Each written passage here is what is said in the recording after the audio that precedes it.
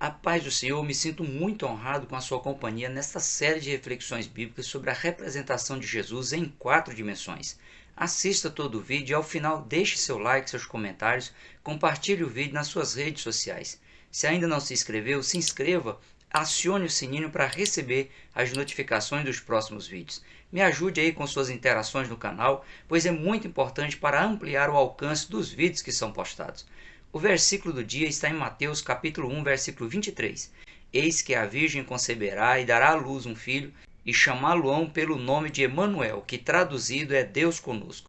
Como verdade aplicada, o pastor César Pereira, ele afirma que o Evangelho de Mateus apresenta Jesus como o Messias prometido no Antigo Testamento.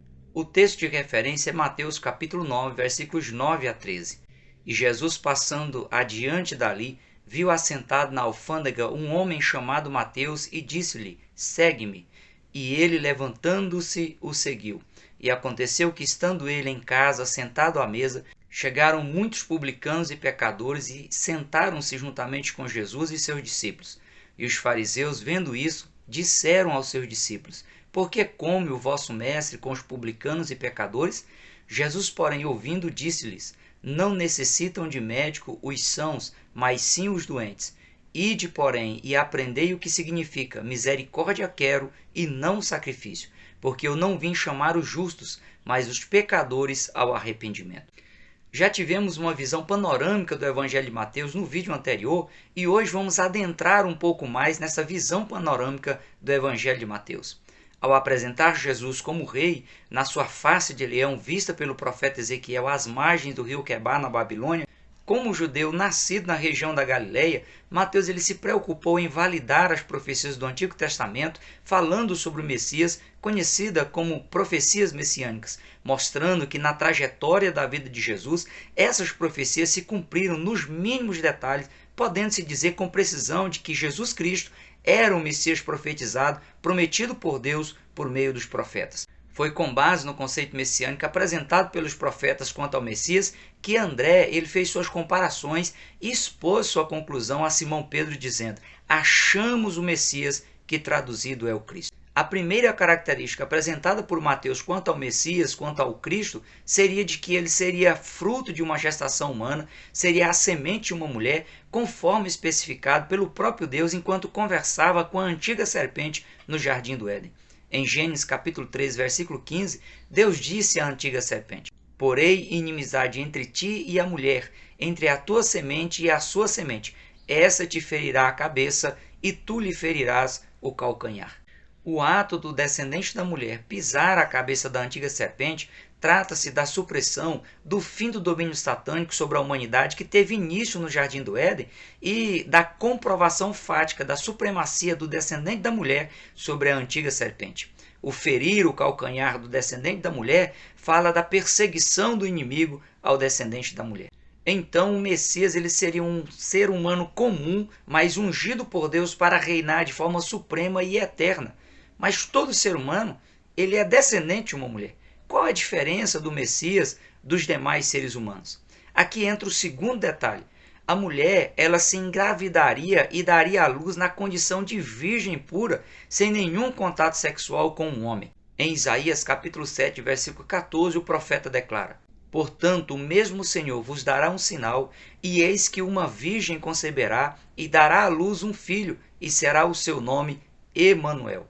Quando o anjo ele apareceu a Maria e anunciou a ela que ela conceberia e daria à luz a um filho, ainda virgem, ela ficou confusa.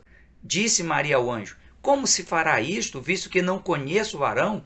E respondendo o anjo, disse-lhe: descerá sobre ti o Espírito Santo, e a virtude do Altíssimo te cobrirá com a sua sombra, pelo que também o santo que de ti há de nascer será chamado Filho de Deus. Paulo, na carta aos Filipenses, ele explicou como as coisas aconteceram com Jesus. Paulo diz que o Cristo, o ungido de Deus, aniquilou-se a si mesmo, tomando a forma de servo, fazendo-se semelhante aos homens. O termo grego utilizado para dizer que o Cristo, o Messias, ele tomou a forma de servo é morphem, ou seja, houve uma transformação plena em sua forma, em sua essência, não de forma abstrata, mas de forma concreta. Jesus, mesmo sendo Deus, ele abriu mão, mesmo que temporariamente, seus atributos divinos, se deixou ser transformado em um ser humano comum, gerado no ventre de uma mulher, para cumprir as profecias que o anunciaram no Antigo Testamento. Mateus é enfático em afirmar que José ele preservou Maria virgem até o nascimento do menino Jesus. Em Mateus capítulo 1, versículos 24 e 25, Mateus afirma: E José, despertando do sono, fez como o anjo do Senhor lhe ordenara e recebeu a sua mulher. E não a conheceu até que deu à luz seu filho, o primogênito, e pôs-lhe o nome de Jesus. Mateus ele tranquilizou os judeus cristãos e não cristãos que o Cristo era de fato o Messias prometido e que as informações proféticas se encaixavam na vida de Jesus. Ele era a semente da mulher, era fruto de uma mulher virgem, conforme prometido. Outra característica que precisava ser satisfeita para comprovar que Jesus era o Messias, o ungido por Deus, é que ele deveria ser descendente de Davi, da tribo de Judá. Só assim ele teria direito a assumir a sucessão de Davi no trono de Israel. As profecias elas eram específicas. Não poderia ser alguém descendente de algum Davi da vida, de quaisquer tribos ou nacionalidades. Deus havia feito um pacto com Davi que a sua descendência herdaria o trono de Israel de forma plena e perpétua. No Salmo número 89, versos 3 e 4, Deus diz: Fiz um concerto com o meu escolhido, jurei a meu servo Davi, a tua descendência estabelecerei para sempre e edificarei o teu trono de geração em geração. E ao final do verso tem a expressão Selá, que significa Amém, assim seja. O profeta Jeremias ele falou do rebento, do broto, do fruto de Davi, que surgiria como cumprimento de uma promessa divina. Ele diz: Eis que vem dias, diz o Senhor, em que cumprirei a palavra boa que falei à casa de Israel e à casa de Judá. Naqueles dias e naquele tempo farei que brote a Davi um renovo de justiça, e ele fará juízo e justiça na terra. Mateus ele inicia o seu evangelho informando de que o que ele iria escrever era o livro da geração de Jesus Cristo, filho de Davi, filho de Abraão. Ao nominar Jesus de Cristo, Mateus ele estava indicando que ele era o Messias prometido no Antigo Testamento, e eu vou aprofundar um pouco mais nessa questão no tópico 2.2. Ao dizer que Jesus era o filho de Davi, Mateus o colocou como sucessor do Pai, com direito a tomar posse no trono de Israel. Ao mencionar que Jesus era descendente de Abraão, Mateus comprovou que o Cristo era descendente do homem usado por Deus para formar a raça hebraica, a poderosa nação de Israel, que naquele momento estava sob domínio romano. A esperança dos judeus era de que quando o Messias, o Cristo, surgisse, iria libertá-los do domínio opressor e corrupto dos romanos, que Israel voltaria a ter um rei imbatível como nos dias do rei Davi. No Salmo 72, verso 8, Salomão dimensionou o reino do Messias, dizendo: Dominará de mar a mar e desde o rio até as extremidades da terra. Aqueles que habitam no deserto se inclinarão ante ele e os seus inimigos lamberão o pó. Etã, o Esraíta, no Salmo 89, verso 14, falou das características do futuro reino do Messias. Justiça e juízo são a base do seu trono. Misericórdia e verdade vão diante do teu rosto.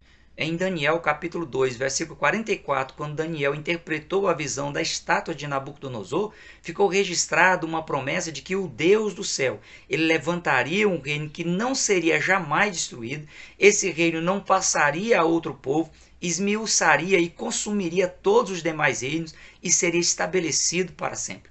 Humanamente falando, essas características parecia que não se encaixavam no perfil de Jesus, não se encaixavam no Cristo, e isso causava uma certa frustração nos judeus. Por isso, Mateus cuidou logo de comprovar que as profecias messiânicas se encaixavam sim na pessoa de Jesus, iniciando com as questões ligadas à sua origem humana, fruto da gestação de uma moça virgem, descendente da linhagem real de Davi, descendente de Abraão.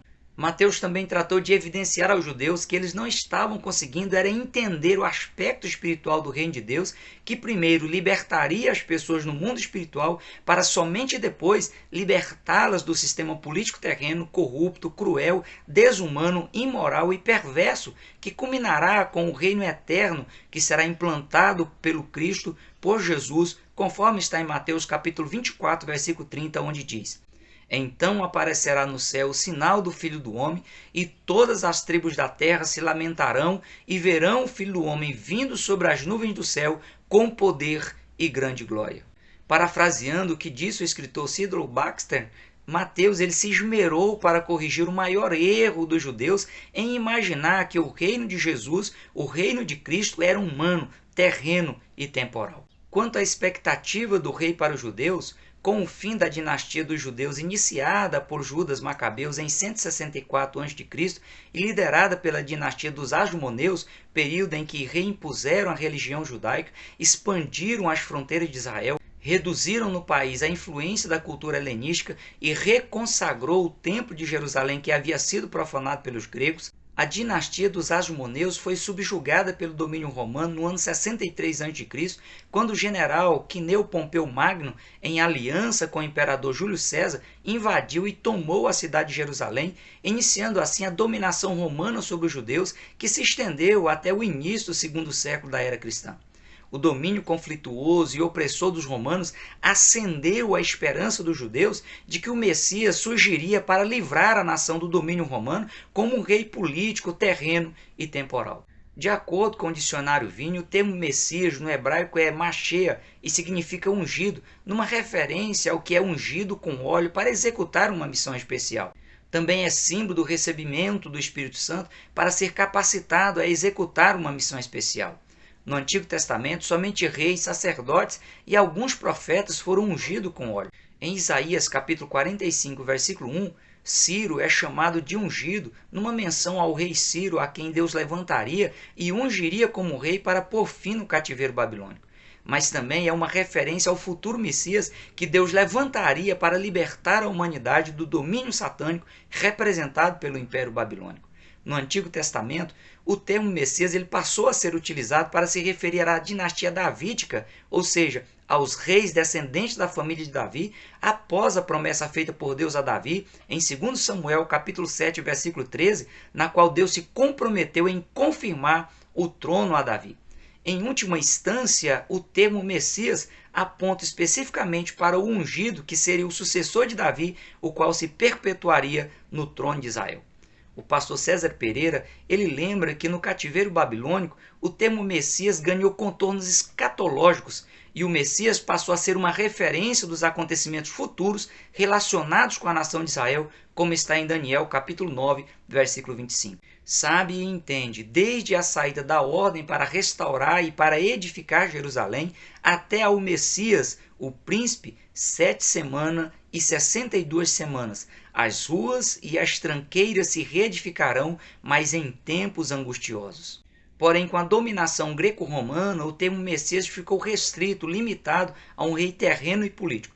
Por isso, os judeus eles aguardavam ansiosos pela chegada do Messias, do ungido de Deus, para reinar sobre eles e libertá-los do jugo romano. Em contrapartida, os inimigos do plano de salvação à humanidade o combatiam de forma ferrenha, como está no Salmo de número 2, verso 2. Os reis da terra se levantam e os príncipes juntos se macomunam contra o Senhor e contra o seu ungido. No caso, contra o Messias, mesmo antes de ele se apresentar ao mundo. O trabalho era no sentido de impedir que um Messias pudesse surgir em defesa da nação de Israel e colocasse fim ao domínio político das nações sobre Israel, que era o desejo mais esperado dos judeus. O pastor César Pereira traz à tona o grande problema em se conceituar a Cristo a partir das necessidades pessoais, ignorando o verdadeiro conceito bíblico atribuído ao Messias, ao Cristo enviado por Deus. Israel estava pensando apenas em seus interesses e necessidades imediatas quanto à libertação política do domínio romano, enquanto Deus ele propôs algo muito mais amplo, mais profundo, que é a libertação da alma humana do domínio do maior inimigo do ser humano, que além de promover sofrimentos físicos, emocionais, materiais e espirituais às pessoas, pode levá-las a sofrer o dano da segunda morte, a condenação eterna.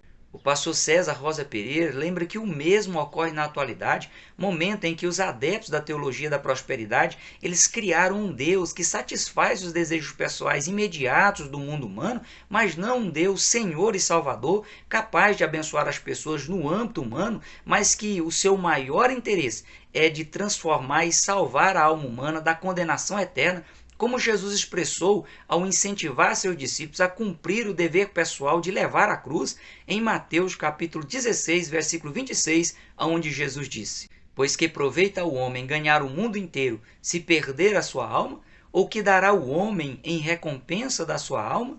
Quanto à posição de Cristo como rei, Mateus ressalta que o Messias já reina de forma triunfante e que está assentado em seu trono de glória, sendo Senhor absoluto, rei e dominador de toda a terra.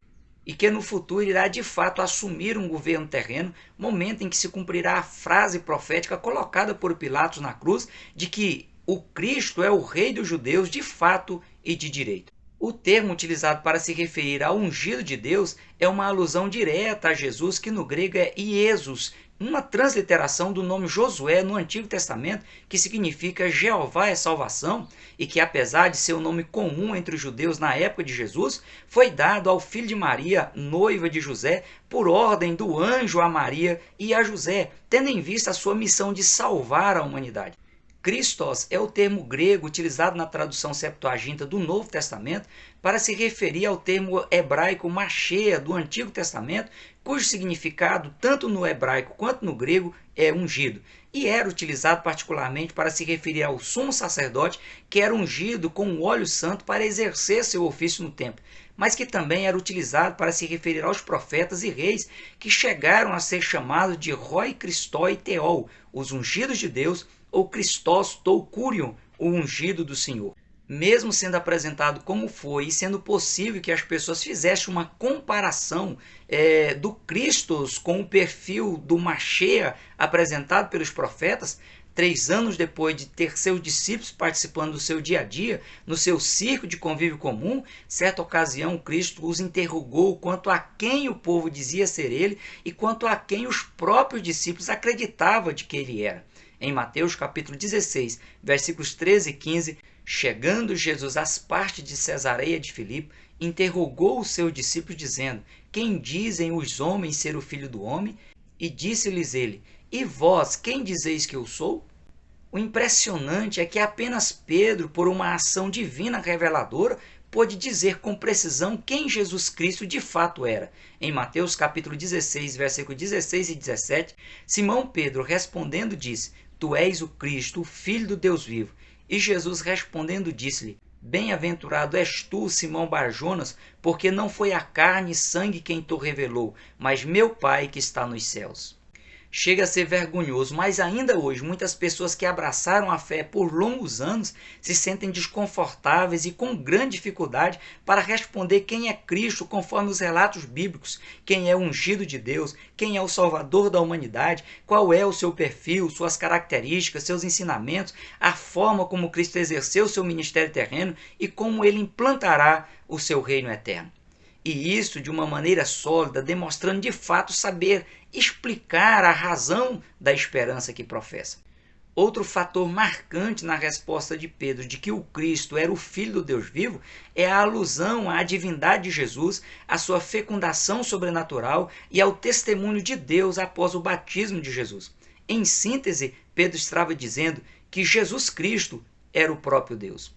Cristo, o Messias, o ungido enviado por Deus, ele veio com o objetivo principal de salvar a humanidade, salvar quem o aceitar, quem receber o seu sacrifício na cruz do Calvário, confessando-o como Senhor e Salvador de sua vida.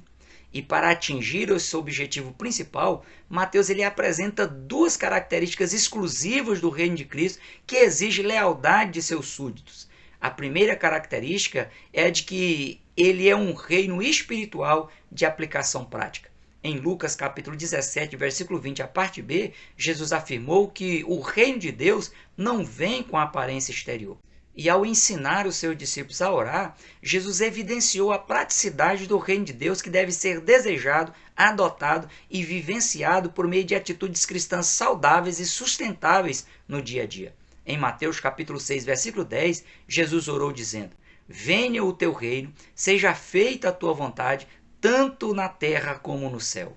Se o reino ele é de Deus, as normas, as exigências, os direitos e os deveres, quem estabelece é o próprio Deus. E quem quiser ser parte integrante do reino de Deus deve se submeter à vontade do rei soberano de forma voluntária e espontânea, sob pena de ser extraditado, ser expulso do reino de Deus.